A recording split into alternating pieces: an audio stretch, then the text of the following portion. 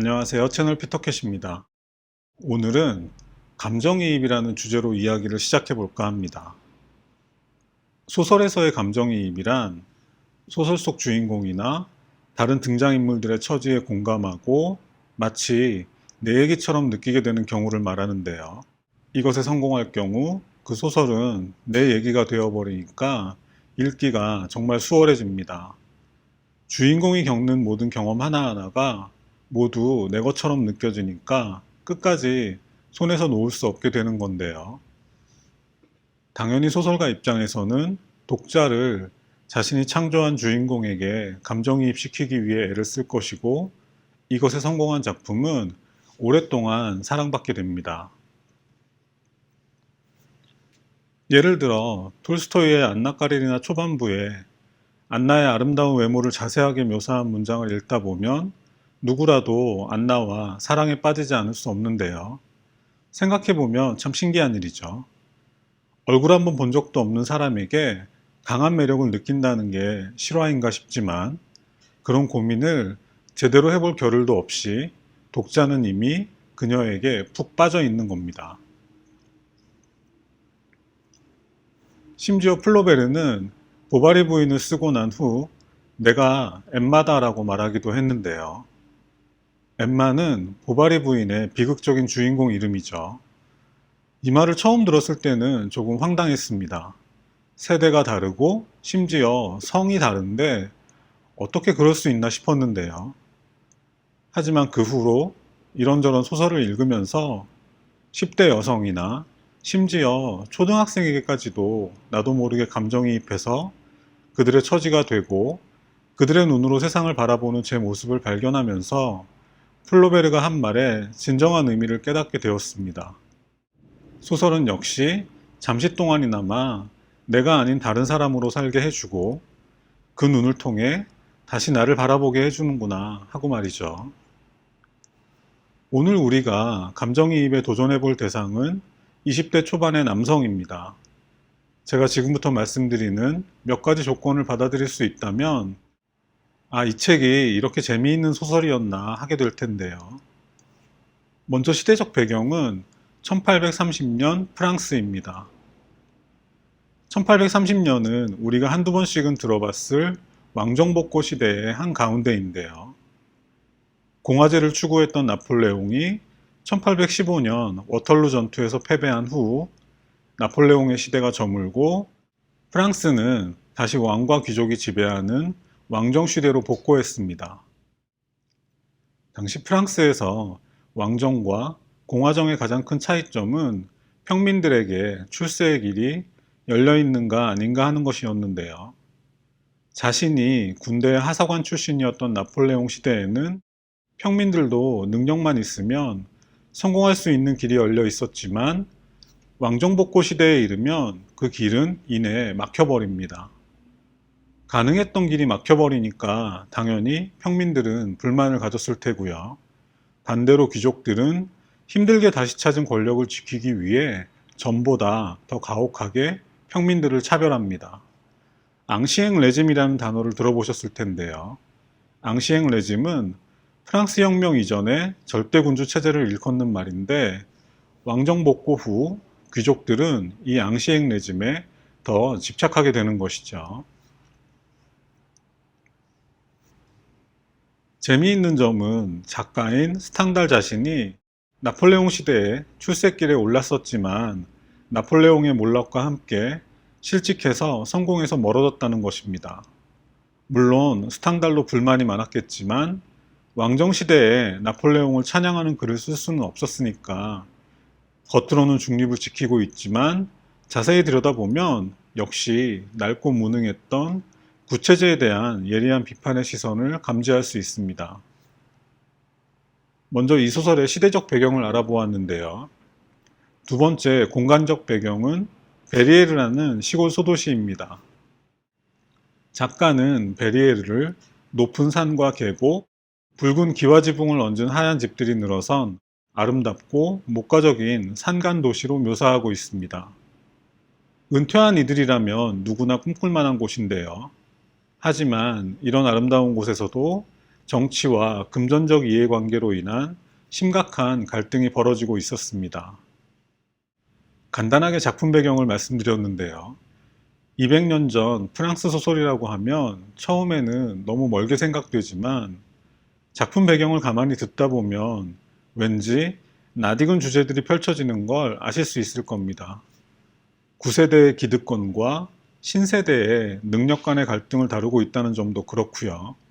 그저 목가적이고 아름다운 삶 같은 건 어디에도 없다는 점에서도 그런 것 같습니다. 작품의 배경을 살펴봤으니까 이제 주인공에 대해 이야기해 보겠습니다. 이 주인공에게 감정이입할 수 있다면 우리는 스탕달의 적과 흑을 제대로 읽어낼 수 있겠죠. 이 작품의 주인공은 줄리엥 소렐이라는 20살가량의 청년입니다. 줄리엥의 아버지는 제재업자인데요. 이 베리에르는 산간도시라서 예전부터 벌목업이 발달했는데 깊은 계곡의 거센 물줄기를 이용한 제재업도 함께 발달했습니다. 줄리엥의 아버지도 그런 제재업자 중 한 명이었는데요.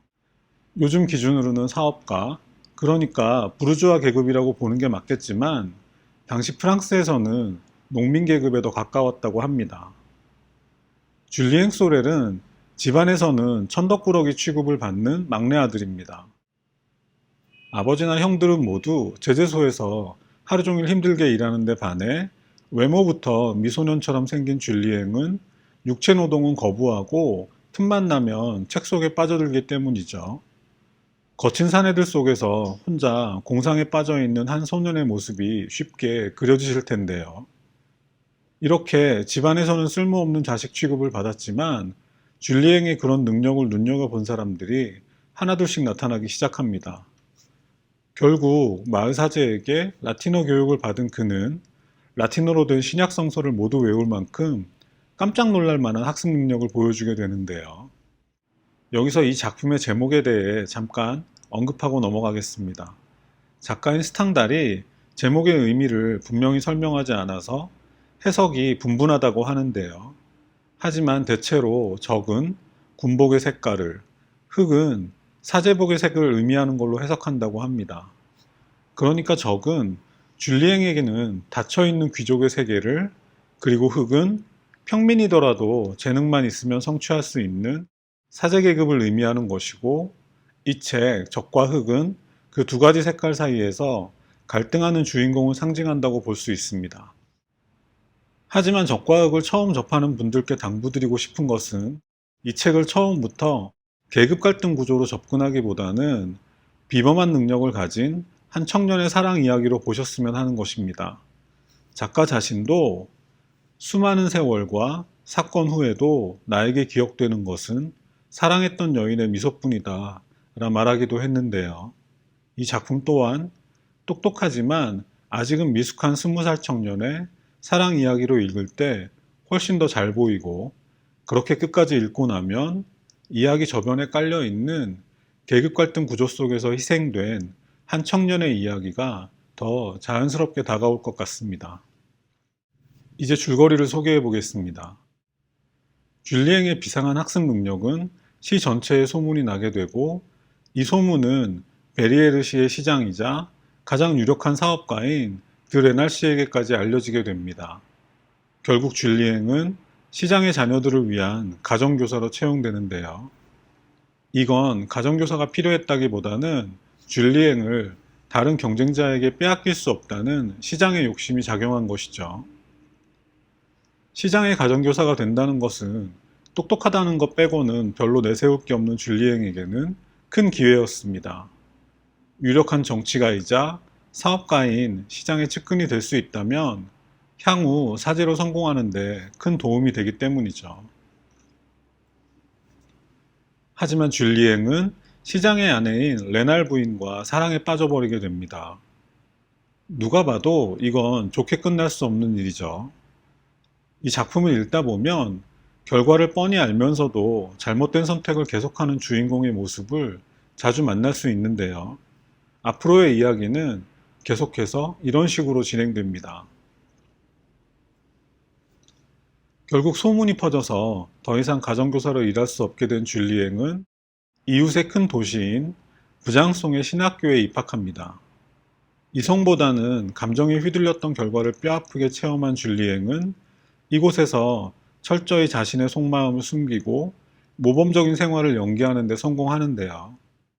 그 덕분에 신학교 교장의 애제자가 되어 파리의 대귀족인 드 라몰 후작의 비서로 채용되는 행운을 얻는 데 성공합니다. 농부 출신의 줄리앵에게는 정말 큰 기회였죠. 몇 년 동안 열심히 일하면 젊은 나이에 주임 사제 자리 정도는 쉽게 얻을 수 있는 기회였으니까요. 당연히 줄리앵은 열심히 일했고 후작으로부터도 큰 신임을 얻게 되는데요. 아직 자기 아들도 받지 못한 훈장을 선물할 정도였습니다.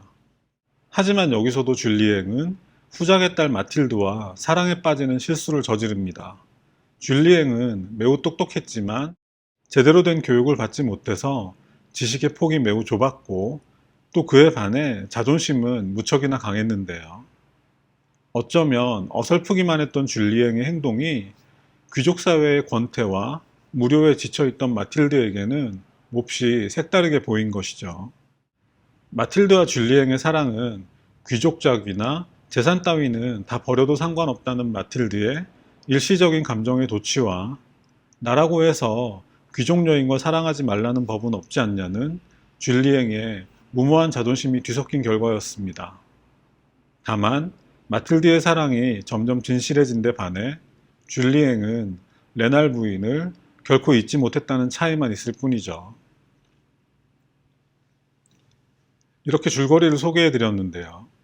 생각해보면 줄리앵의 사랑 경험이라는 건 단 2번뿐이고 그 정도면 사실 뭐가 문제인가 하는 생각도 드는데요.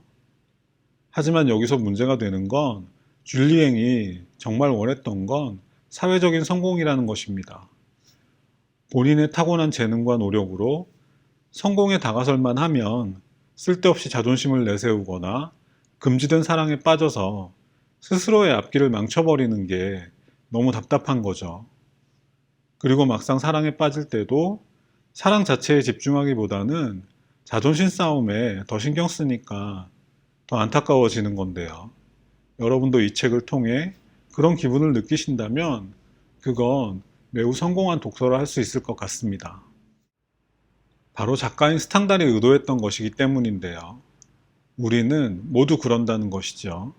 감정에 휘말리거나 불필요한 실수를 하지 않으면 더할 나위 없겠지만 대부분의 인간들은 자신의 실수로 인해 기회를 잃어버리곤 한다는 것입니다. 스탕달의 말처럼 시간이 흐른 뒤에도 기억되는 것은 사랑했던 여인의 미소뿐이지만 그마저도 제대로 하지 못했다는 후회와 함께 말이죠.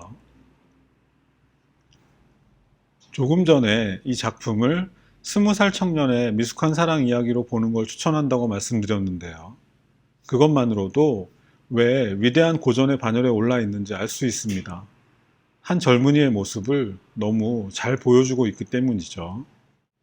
그런 생각을 하며 책을 읽다 보면 비로소 줄리앵에 넘지 못한 벽 같은 게 느껴지는데요.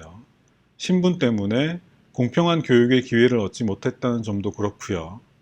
이미 기울어진 운동장에서 시작한 것이죠. 싸움의 룰을 배우지도 못했는데 룰을 제대로 알지 못한다는 이유로 무시당하고 무시당한 게 자존심 상해서 반발하면 성격이 거칠다는 이유로 배척당합니다. 그러다가 뒷부분에서 까미의 이방인과 흡사한 결말을 만나서 깜짝 놀랐는데요. 이 책을 처음 읽는 것도 아닌데 왜 전에는 그걸 깨닫지 못했을까 몹시 의아했습니다. 아마도 전에 읽을 때는 고전문학에 대한 선입견 때문에 공부하듯이 비유와 상징을 찾고 교훈을 얻으려 하다가 중요한 맥락을 전부 놓쳤던 것 같습니다.